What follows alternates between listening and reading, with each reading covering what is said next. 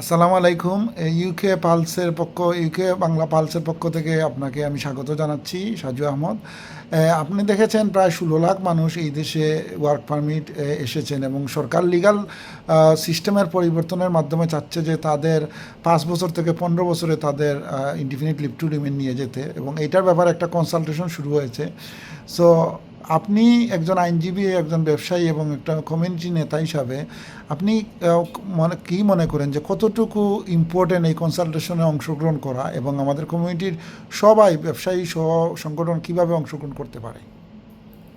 যেহেতু বলা হচ্ছে যে কমিউনিটি, ব্যবসায়ী এবং লয়ার, যে আইনটা তারা কনসালটেশনে এখন নিয়ে আসছেন প্রপোজাল, সেটা 1.6 million people will be affected. এবং দেখা যায় যে যারা 5 বছর অলরেডি এখানে চলে এসেছে, তাদেরকে এখন 5 বছর থেকে 15 ইয়ার্সে অথবা 10 ইয়ার্স 15 ইয়ার্সে নিয়ে যাওয়ার জন্য একটা উদ্যোগ নেওয়া হয়েছে। এটা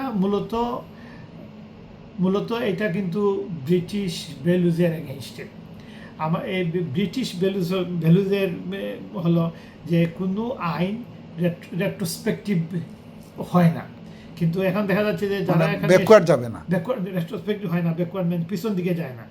যারা অলরেডি এখানে চলে এসেছে, যে আইনের যে ক্যাটাগরিতে তারা এসেছে, তারা কিন্তু এটা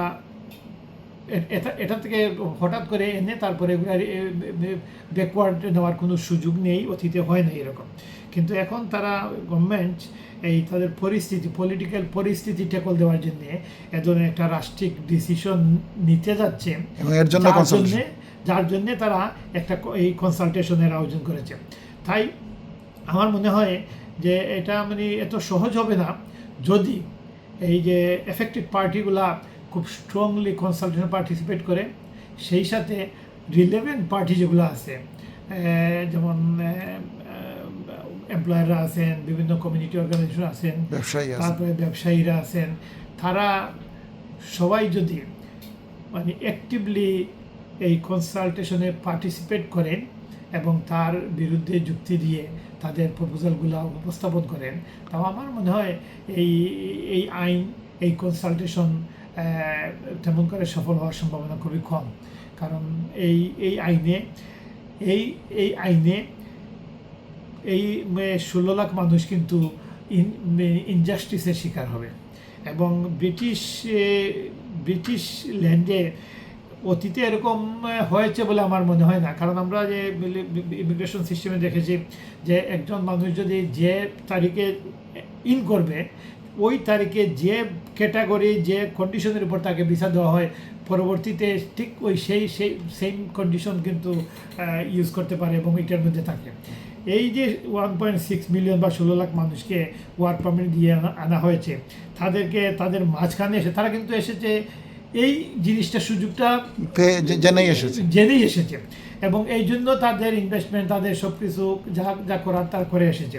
এখন হঠাৎ করে এসে দেখলো যে তার এটা চেঞ্জ হয়ে গেছে, তখন সে তো অসহায় হয়ে যাবে, এবং এটা টোটালি একটা ইনজাস্টিস। এবং আমার মনে হয় না ব্রিটিশ সোসাইটি এটা সহজে মেনে নিবে। আর এটা তো কনসালটেশনের উপর কিন্তু ডিপেন্ড করে। আমরা যদি অংশগ্রহণ না করি, এবং কমিউনিটি অর্গানাইজেশনও কিন্তু এজ এ অর্গানাইজেশন তারা অংশগ্রহণ করতে পারে, তাহলে কিন্তু এটা সরকার যেটা চাচ্ছে এইটাই হবে।